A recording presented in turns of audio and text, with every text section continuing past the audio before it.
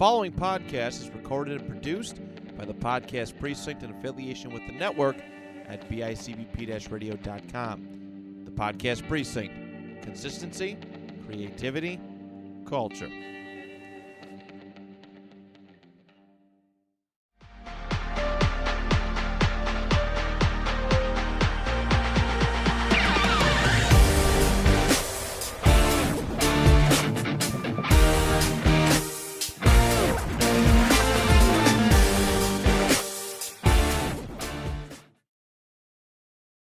Hi, and welcome to the SciFI podcast. My name is Tony Harper. I'm your host. And with me today, I have Matt Johnson. Say hi, Matt. Hello, guys. How are you? He is the podfather. It's the studio here that I'm recording this podcast in.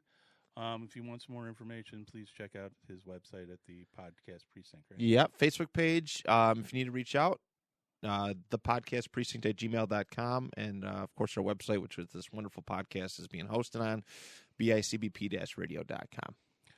All right, guys. So this is my first episode. So what I'm going to do for this first episode is walk you through how I plan on doing my episodes here.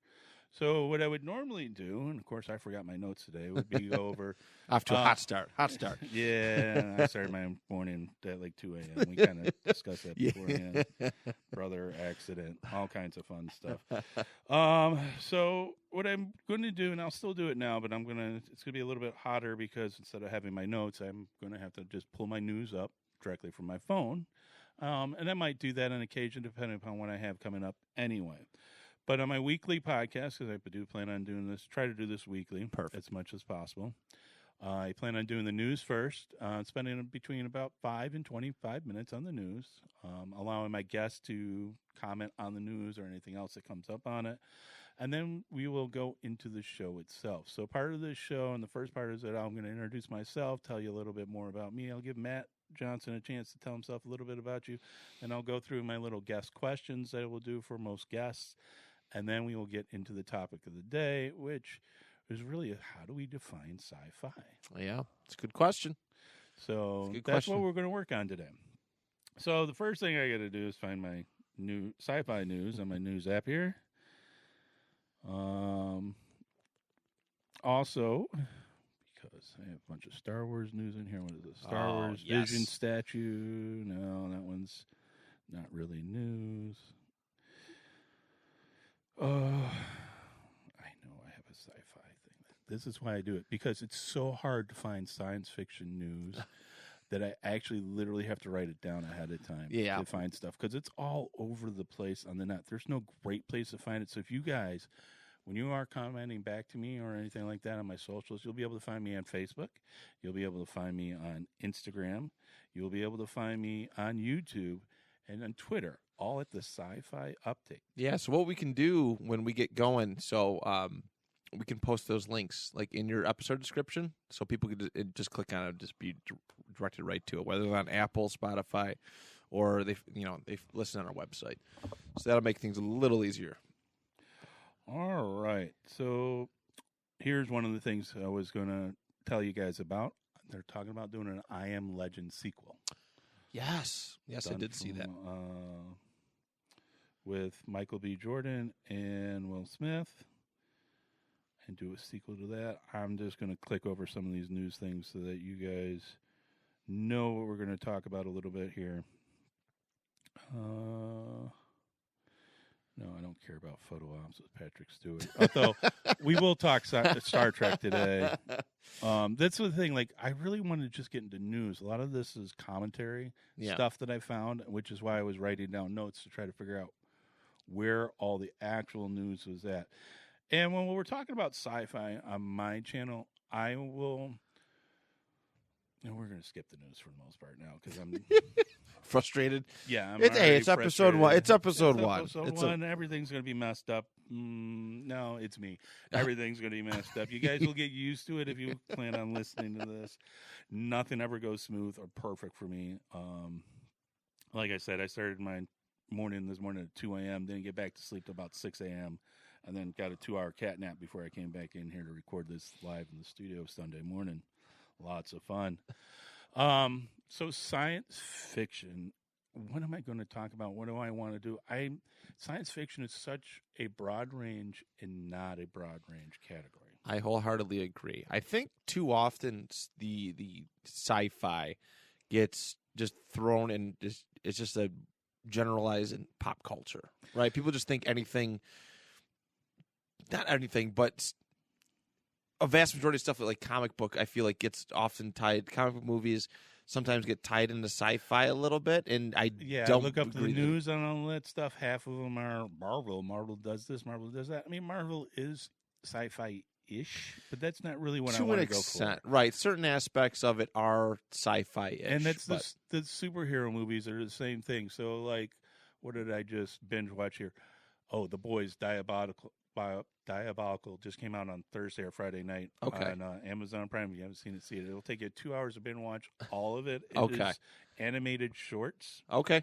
And but the little serum thing, that's something that people consider to be sci-fi. And I'm like, that's not really sci-fi for me. So what I really want when I'm talking science fiction is I want science in my fiction. Right. Like, I want it to be as accurate as possible. I want it to be, like, I don't mind, like, warp drives or hyperdrives, those things, because some of those things are theoretically possible. And if you go through the news, you see which ones are theoretically possible, which ones aren't. Right. But a lot of fantasy also gets into it. So, like, Star Wars, a lot of people consider both sci-fi and fantasy at the same time. I would agree with that. Star Wars that's where my, like, base sci-fi love is. But I can certainly agree with that. There's a lot of whimsical features, like the Force and that stuff. But the science is there with some of the technology you see in those movies, the ships, the lightsabers, a lot of the weaponry.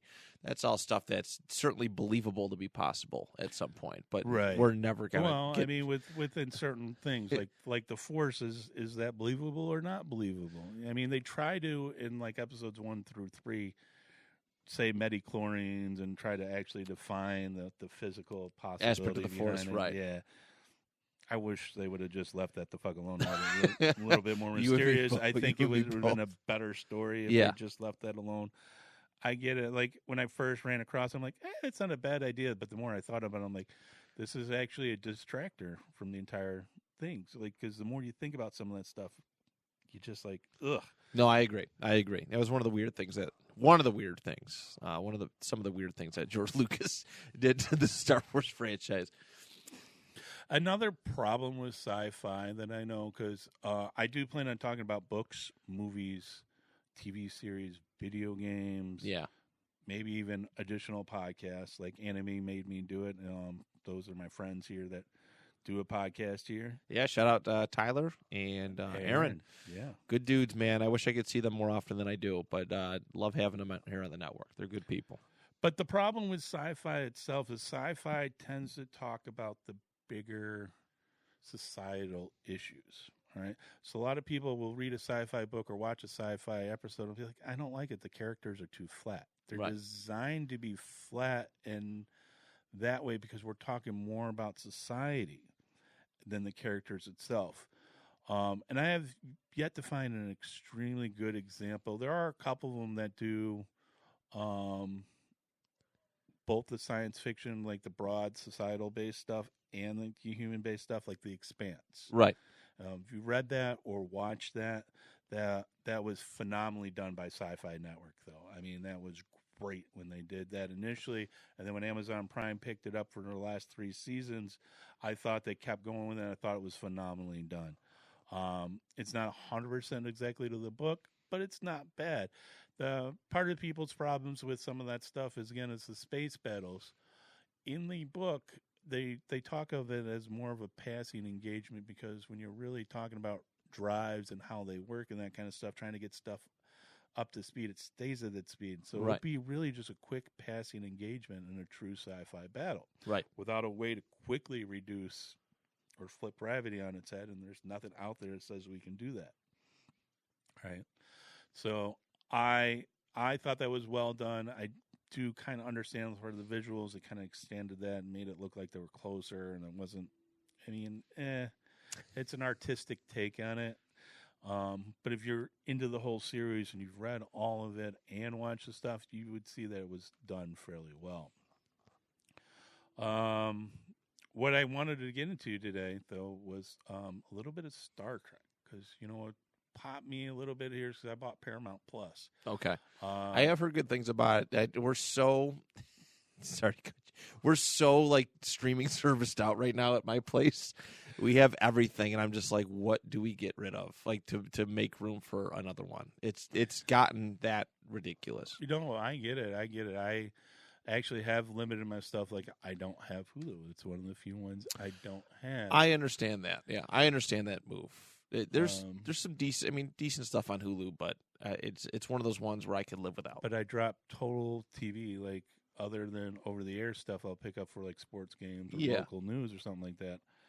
It's all streaming for me is the other side. It's just so much more convenient. And if you know how to pick your battles with the streaming service game, it's a lot cheaper.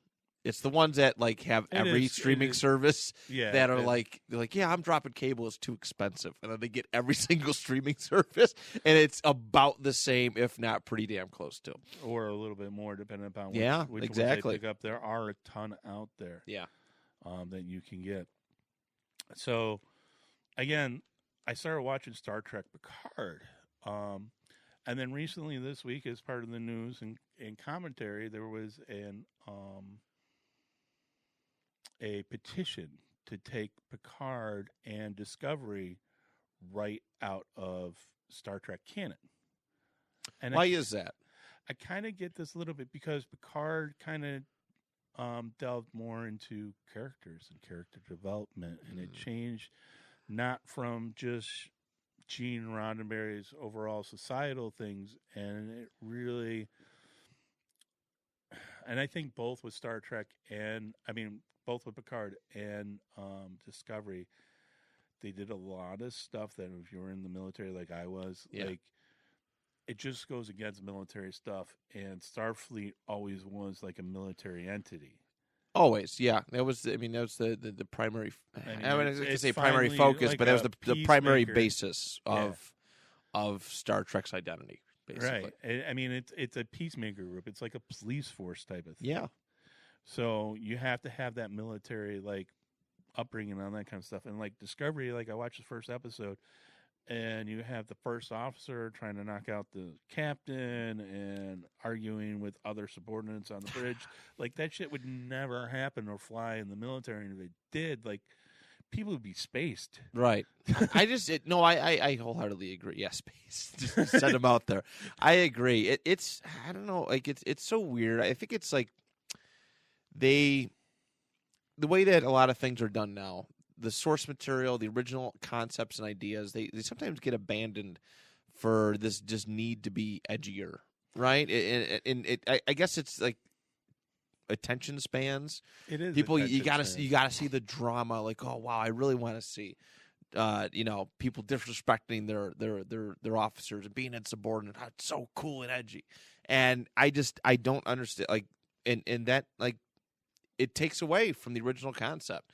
The original ideas of how the levels of leadership that go in, with Starfleet, for example, and with a lot of, across a lot of different sci-fi and pop culture avenues. People just like to go for that edgier route. Yeah. And I get that in some respects, but I think that, and that's why it's perfect to do this on a sci-fi podcast. It says a lot about our society and where we're at. That's actually a really good point. Yeah. Star Trek was that ideal society is nobody's homeless, nobody's poor, nobody wants for anything. Right. So what are we going to do now? Well, we're going to expand our minds. We're going to improve our selves, our human being selves, to the best human we can be. Right. And that's totally been gotten thrown out with Discovery and a little bit with Picard, although I found Picard interesting.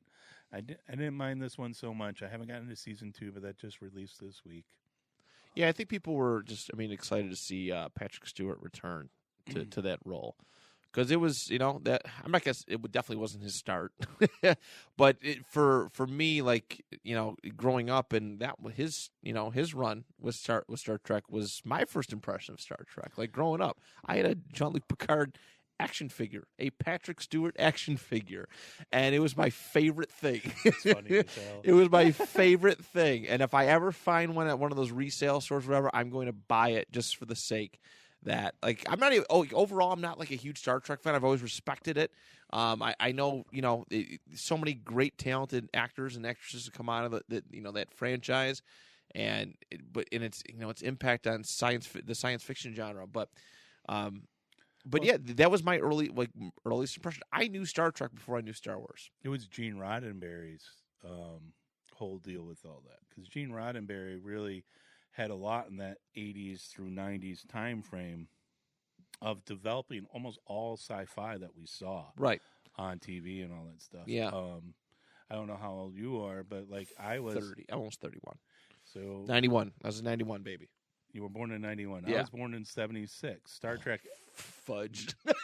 Next Generation came out in 87. I was 11 years old. Wow. Okay. I wanted to be Wesley Crusher type of thing. Okay. All right.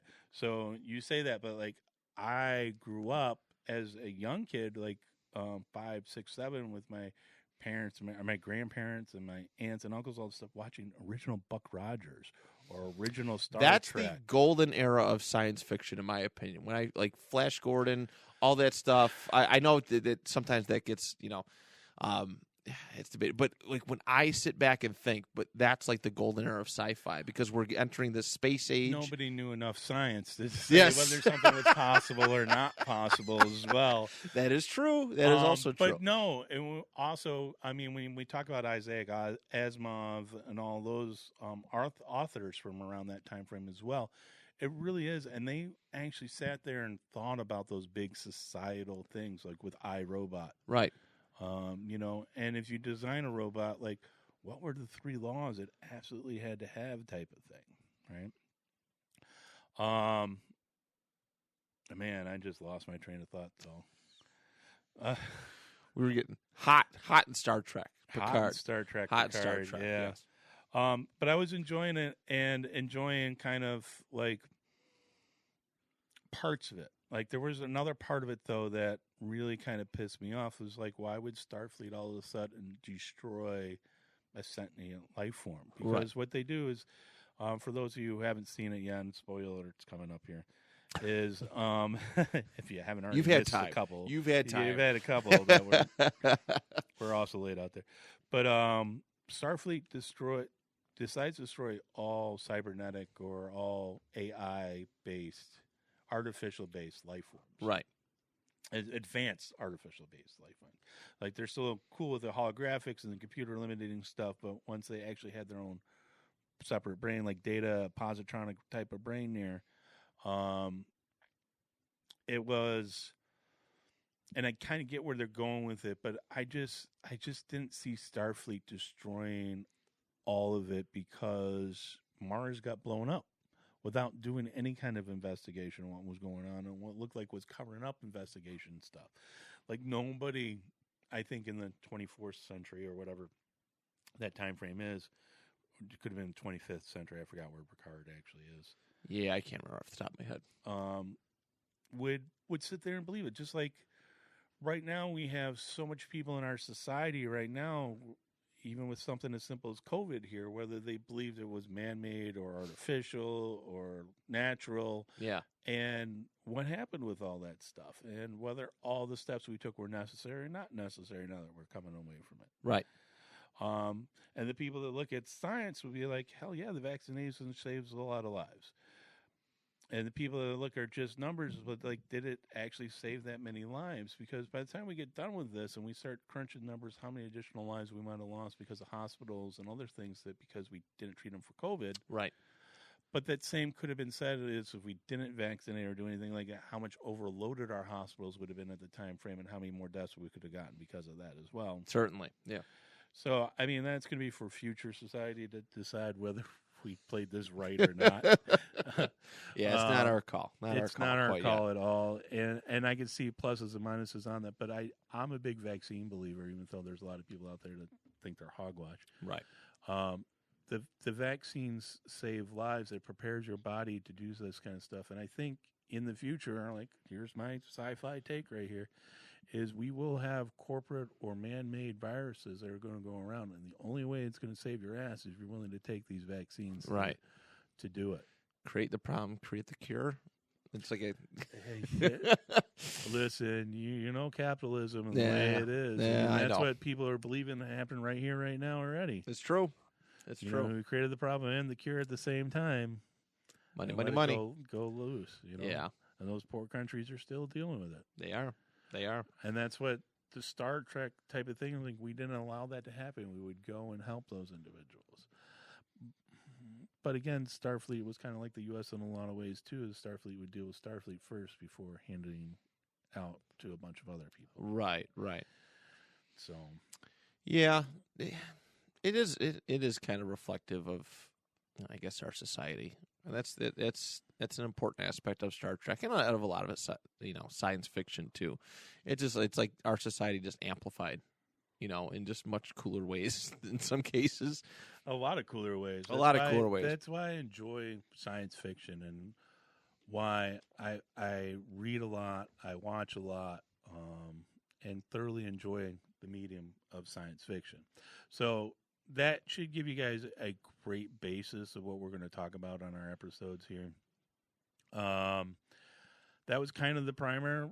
I'm going to introduce myself a little bit better to you guys, and then we'll kind of go into another topic. Sure. Because 20 minutes here is not nowhere near long enough. Podcast. No. So that's not really what I was going. Yeah, it says 21 we're still minutes. we're still really early. I should still be doing news, and I haven't gotten the news done. I'm trying not to cuss for this too, so that will be impressive. You can if you want. You can if you want, but you want a professional. I might. Yeah, I'm trying to keep it. I respect it. Keep it down and out of there. Just like I won't talk about work. Yeah, don't do that. Don't do that. Nobody can afford not to work, and I can't say something on here that would make it so that I can't work any longer. Definitely don't do that. Podcasts don't make a lot of money, at least starting off they don't. No, it takes a long time. So, like I said, I'm 46. I'm married. I got a couple of kids. My kids will probably come on these podcasts here once in a while. How many you got? I got two boys, a 16-year-old and a 13-year-old. No kidding. That's awesome. Yeah. They love sci-fi as much as you do? One does. One is blasé. He sort of likes it. Is he a Fortnite, or is he one of those guys who just video games and that's his only sci-fi? No disrespect. No disrespect. A little bit, but they're both heavy gamers. I got you. Okay. They're both kind of heavy gamers. I'm a heavy gamer. Yeah, well, so, I do enjoy it. I totally get that. I like I said, I like sci-fi in all mediums, including animated and non-animated. Like Star Trek Lower Decks on Paramount Plus was a phenomenal show. If you watch it, it was funny. It was kind of like Simpsons funny, kind of like Rick and Morty type, like funny type of stuff. Right. Very enjoyable. I like Rick and Morty. So that's a good show. I was a late bloomer to the Rick and Morty. Not to cut off your intro. Late, and I found, where did I find it? Were the episodes on YouTube? I think they had episodes on YouTube at one point, but Fire Stick. That's what it was. I just been illegally hack and download videos or stuff. No, I totally did it the legal way. No, and it shows amazing. It shows that I didn't even like that. Didn't even cross my mind that that's sci-fi, but it's like it's top. It's top tier. It completely escaped me, but it's totally top tier sci-fi. It hits every like aspect of sci-fi and makes fun of sci-fi tropes and all that stuff. It makes so fun good. of it all. Yeah, it's the same thing with Lower Decks. It was making fun of the tropes, making fun of and it's hard to be tropey in sci-fi too because it's such a broad range of things. Correct. That Yeah. literally fall into it. Right. But there are specific tropes to it. But they just won't fit all sci-fi. Right. There are murder mystery sci-fi things. There are murder, straight up suspense ones. There are some drama ones. Space opera, which is something I didn't realize was a thing, even though I enjoyed David Weber's books and the Honor Harrington series. Okay. Been pushing for them to make it a TV show or movie for a while. Maybe we get enough clout on your show and you can get it to happen. Maybe. That'd be phenomenal. It'd be great to have David Weber on here. I know he does something like that, but I think he lives out in like Milwaukee or something. Yeah, like we that. got Zoom. We got We're Zoom. in the greater Buffalo area here, so We got Zoom. That's what I pay for the Zoom for. we might get him on Zoom call. There we We'll go. see. There we go. See, that will be for you guys to help us do. But that is one of those mediums that does a lot of that society thing. It does individual character development. It does everything, but it's taking like 15, 20 books that are all between 500 and 1,100 pages to Right. really be able to say everything about everything the same way. Right. Along with developing, what I liked about it as well is it developed new war tactics as things gone on, and he actually predicted, was like, well, we can't leave. I mean, anytime you have a war, things advance. All right. And right now, Yeah, that is true. a bad war going on over there in Russia. Yeah, Russia and Ukraine. Ukraine. Yeah. It is cool. Not the side tangent, but it is cool to see kind of human spirit come from that outside of world leaders. But all the good that I think has come from it, even though it's hard, it's really bleak. It looks really bleak, and it is cool to kind of look at. There is, and there's a lot of things. Hopefully, society will learn from this. Yeah. I think it one of the interesting turnarounds that Russian people do not want this, and I think they were blinded smoke, and this is going to be the problem when internet, and I say when here, internet is just everywhere sanitized, right? And it's already happening in the U.S. You guys lost your chance way back in 2004 when FCC changed its regulation, and they're now allowed to throttle the internet. Yeah. It took them a while to be able to do it properly, but you're now theoretically allowed to throttle the internet, decide what's available, what isn't.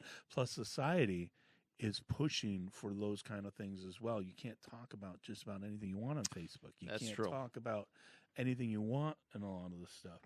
And this was already predicted by SciFi. Right. 1984. Yeah. Thought police. Yeah. This is even what makes the show even way more important when you look at those parallels. That's a great point. That's a great point. Yeah. Damn. You just blew my mind.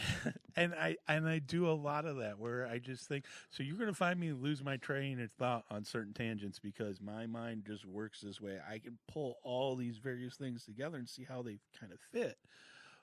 But I don't always have the greatest memory to remember exactly what was written down or exactly what this was sometimes. Right. No, I got you. What about you, man? What do you do? What's your interest in sci-fi? So my biggest sci-fi interest is hands down, it's Star Wars. That's like absolutely phenomenal. We're going to do a separate Star Wars show. I look forward to that idea. We're actually starting up a once a month Star Wars show called The Airing of Grievances.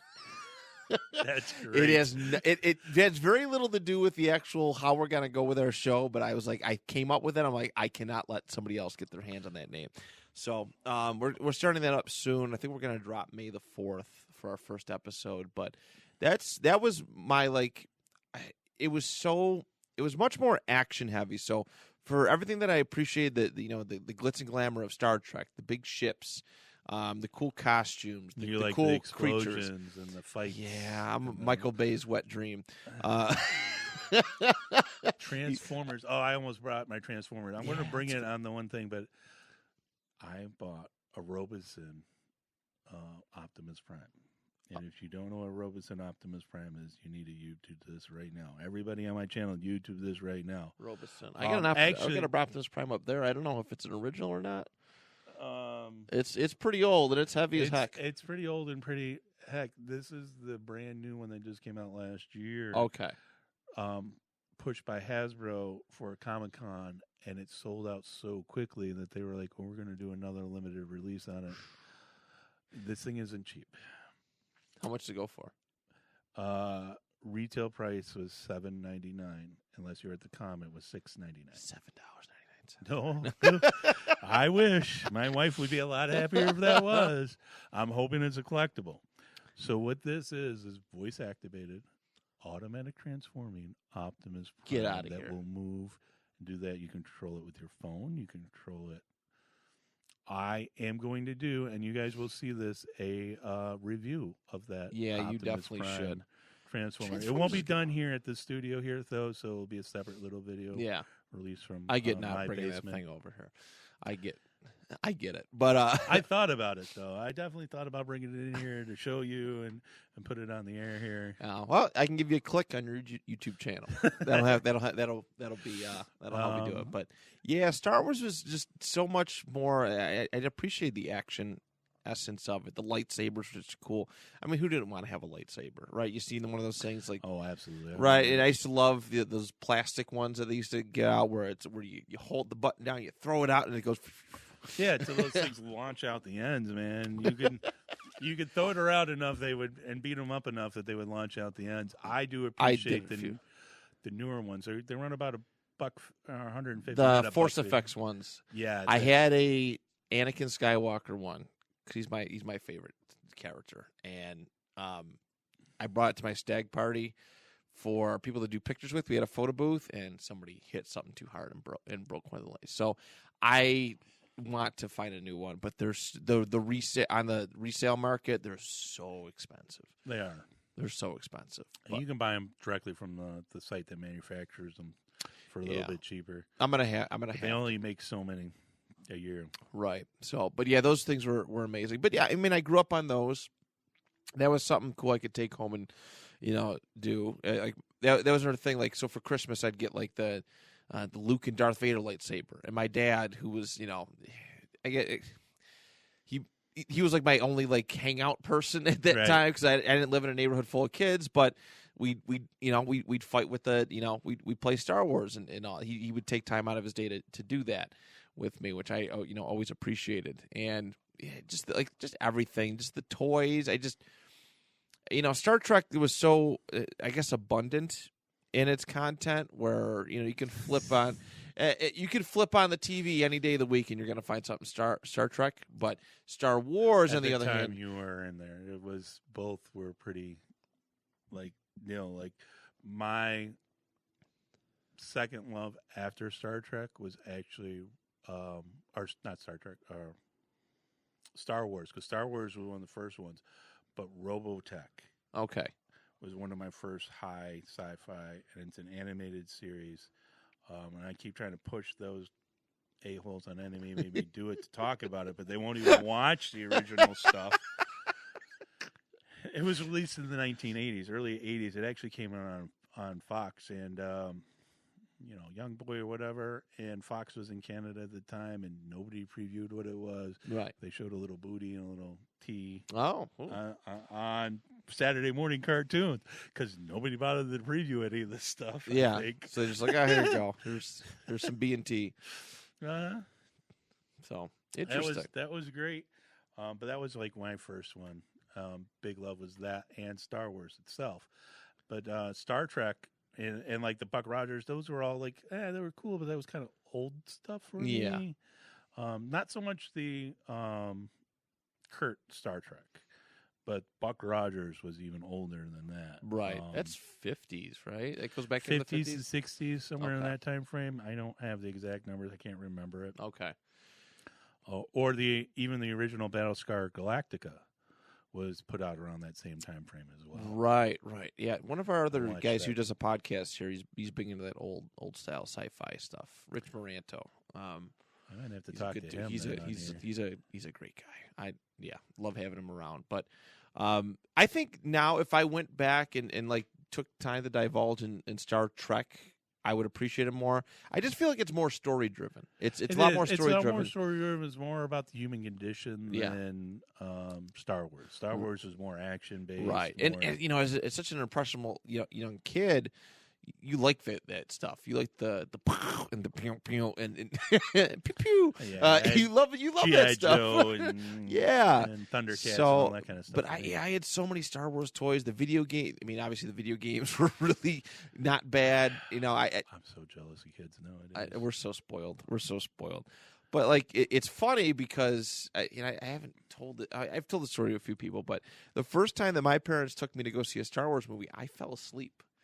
It was when A New Hope got re-released in 97, Okay, Re-released. Re-released, whatever it was at that point. But when A New Hope got re-released in '97, I the opening scene happened where it's the droids and and Tatooine, and I don't remember anything after that. And I woke up when the credits were like dun, dun, dun, dun, dun, like blaring, and my dad's like, you snore through that whole thing.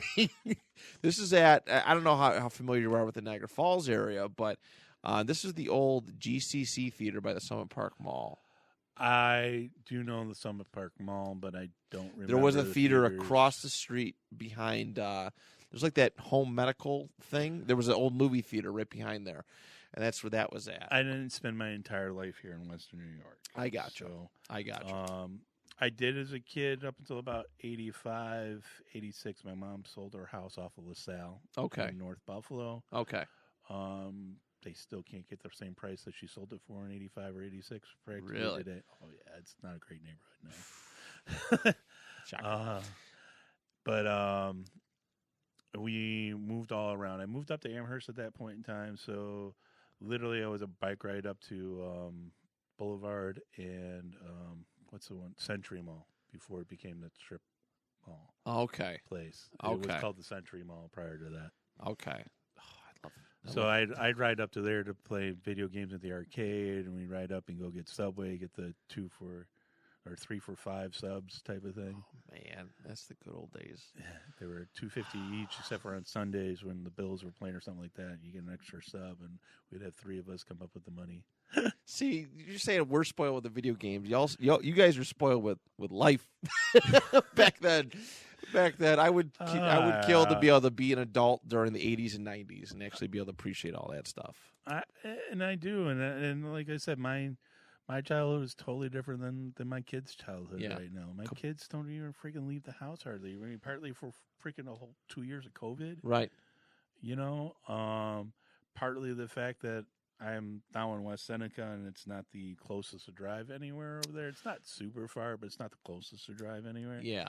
So, like, even their friends are like a half mile, almost a mile walk down the road to go to there. So they have a hard time getting over there. Where when I was in even North Buffalo or in Amherst there, I'd hop on my bike and it was a quarter mile, and I'd have 6 or 8 friends to go. Oh, there was so much more in the and it was 2 miles to the Boulevard Mall for me. Right. That's nothing. Now kids see a bike and they're like, "What the heck is that?" Like my kids can't even hardly ride them. Right. They sort of know, but they kind of don't. And like, it's scary. It's a whole different world that they're going to grow up in. I mean, by the time they actually get. I mean, my oldest is old enough to drive right now. If he get a job, he would be driving my wife's standard car. Yeah. But that's probably going to be one of the last standards around by the time it happens. So he'll know how to drive a semi-truck at the end of World War III ever breaks out. And we get him taught early enough. Right. I know. Yeah, it's tough, man. It is a different generation. That's why that Rich Moreno was mentioning. He does a lot of like movie and sci-fi. He does some sci-fi talk on his show, but broad pop culture. And him and his son do it. It's called The Next of Kin, and it's cool to hear their different perspectives on things, and they do a really good job with that. But yeah, that's an important facet. I mean, a lot of that stuff tried to warn us ahead of time. Yeah. A lot of this stuff tried to warn the climate change, which is going to be a big deal here. Right. Very shortly. It's not science fiction, as some of you may believe. It's becoming much more science fact, but we were saying back in the 70s, I remember learning about this in elementary school. Yeah. The possibility of us changing our own environment to the point where it makes it unlivable. Right. I mean, if we're up here and we're actually thinking about the winter here in Buffalo, New York, it's been 6 weeks worth of winter. Probably. That's right. What, 60 degrees out right now outside? I think we're just getting a windstorm, but it's pretty warm outside. But it doesn't look like it's going to get much more. I mean, like we might get another. Right, it's March. Yeah, we might not get much more snow. I remember it snowing so bad for Halloween all the time. Like we would go out on our winter coats half the time, and then we'd have to unzip our winter coats to get the candy type of stuff. I do remember those days. I remember as a kid it snowing overnight on June 1st. Like it still got up to like 50 during the day. Yeah. But it was just like I walked out and then I'm like, there's snow on the freaking ground. What is going on? And I'm sure everybody gets to that point. Like my wife is at this point right now. There's still snow on the ground. I'm like, yeah, but it's only like March. It's not like right. There's still some time for some snow. Yeah, You know, it is crazy. It is crazy. So I mean, it's happening out there, guys. And you've been warned.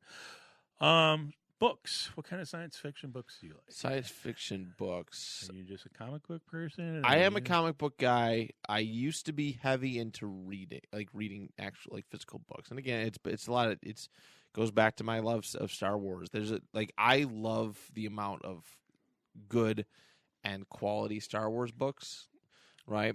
But yeah, I used to find so much time to sit down and read and enjoy a book when elementary. I mean, I did it beyond that, but elementary school, they're like, you have to read, which I understand. Definitely make that point, but it's like you have to do this. It makes it like not fun in a way. I totally get that. When something's like something that you love is forced, like it just takes away from the fun factor.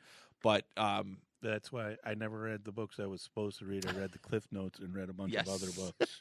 That's what a lot of people just do. But teachers, educators, keep that in mind. Now, I really some of them do have it in mind, but they also have a curriculum that they have to teach. Board of Education members. Let's do that one. Yes, let's say that. Those Board of Education, are the more difficult states. ones to actually use. States and all that kind of stuff is how do you keep in mind? How do you keep an open mind though in education? Like what do we teach? What do we not teach? Yeah.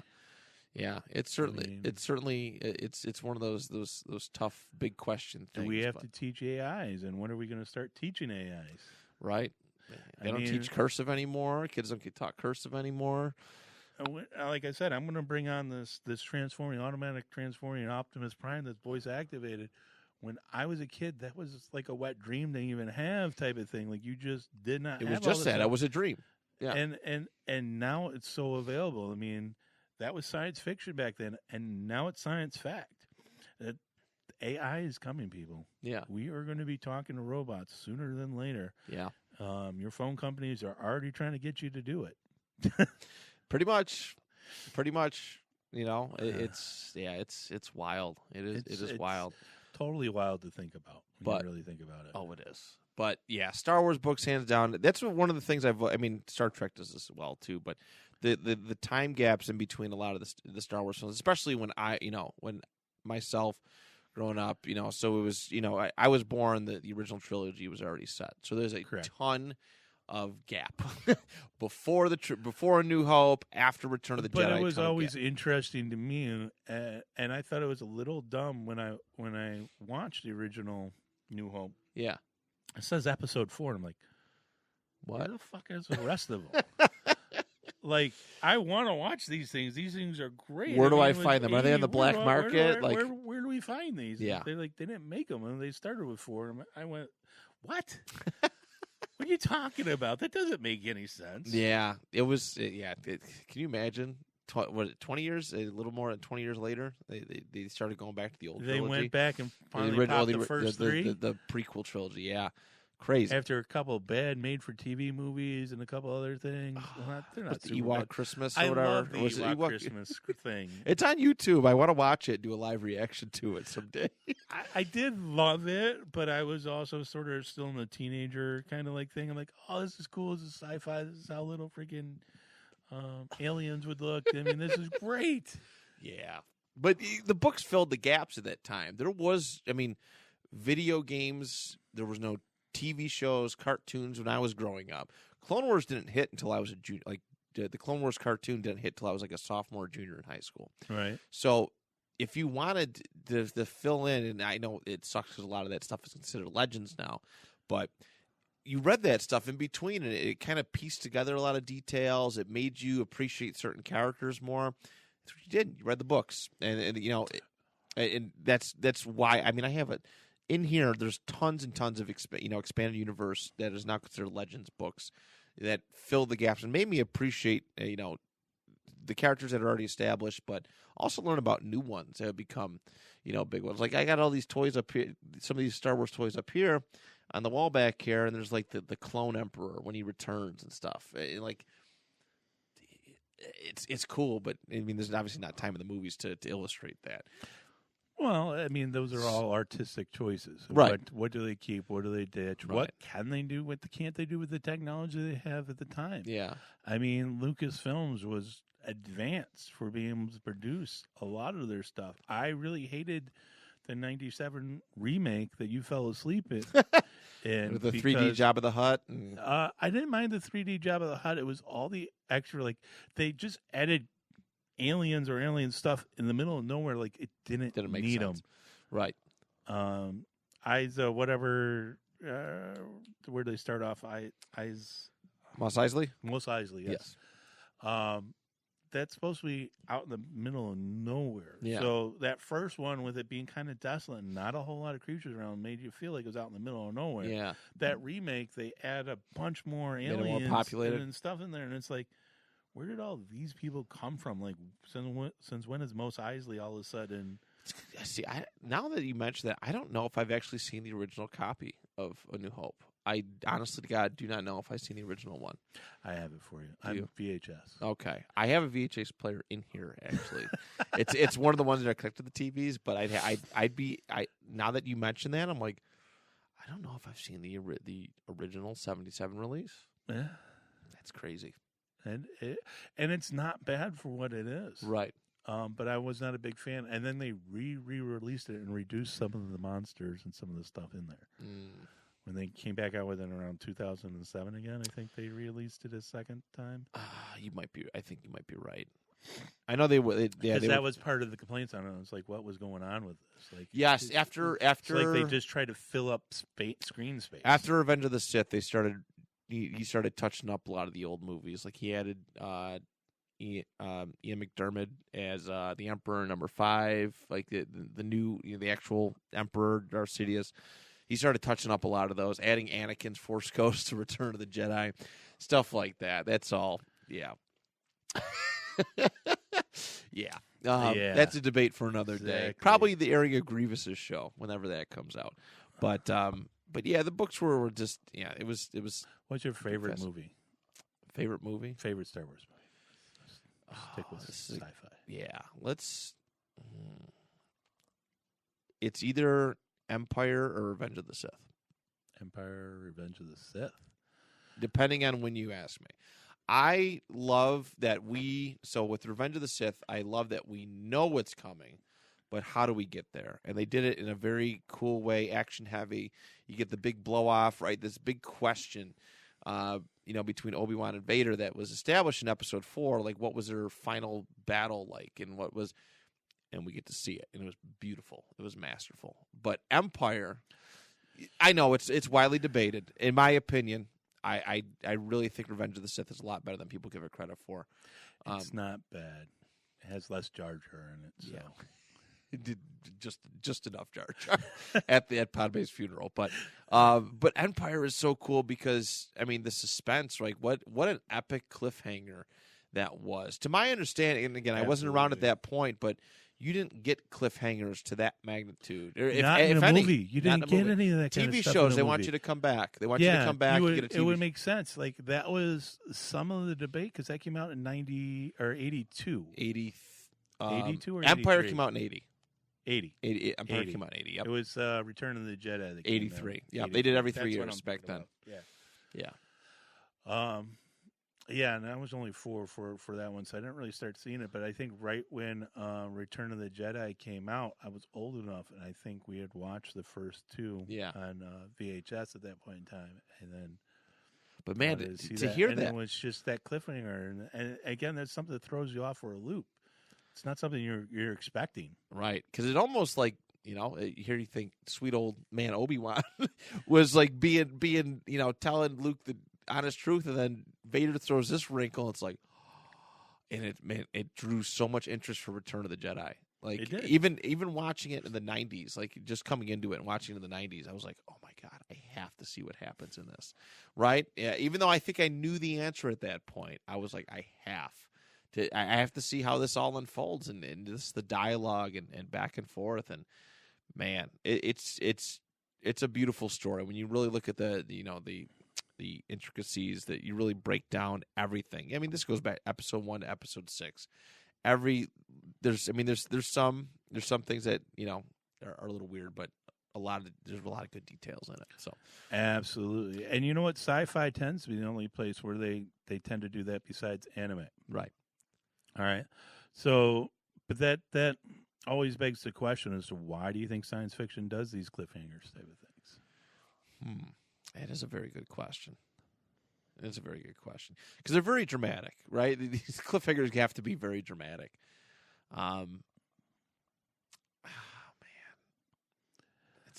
mean, is it like? I mean, I don't think sci-fi is like taboo now, right? But it's not, and I don't. Do you think whatever was it? And like back then, we think it was like taboo to be because I feel like. Listen, I am the original Revenge of the Nerd type of person. Okay, so, like. When you were a nerd like that, you were definitely labeled a nerd. You were ostracized. You were bullied and picked on. Yeah, I mean, I know I definitely was in elementary, middle school, but I mean, this is getting better towards. It was getting better by the time you were doing it. Yeah, but it's hard. Maybe just sell themselves. I think that. I feel like there's a stigma against sci-fi. I see where you're coming from. You see what I mean? Yeah, but that's the capitalism stuff that you're so used to now. Right. The original purpose behind that, because it happens in books too, particularly when you go back and read older books and that kind of stuff. And again, it allows you as the reader to make the decision on how that future progresses from there. That's fair, and it lets you make it. It makes you wonder. I think it's the imagination. That's a large part of what sci-fi always did for you. Right. Is make you wonder, is this possible? How does this work? How can we make it work? I mean, there were so many advances because of sci-fi and all that kind of stuff. When we think, when we're looking at like something like an MRI machine or that kind of stuff, the original concept was there ahead of time when we're talking about transporters and you're scanning people's bodies right back in original Star Trek in the 60s. Yeah. And then they're going in like, well, how do we make this possible type of thing?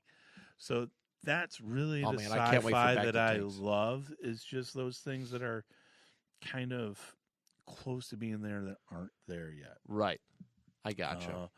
But it goes widely range in a lot of stuff, too. For instance, like you do know, and I'm going to save the rest of the conversation for when I have my weapons expert on here.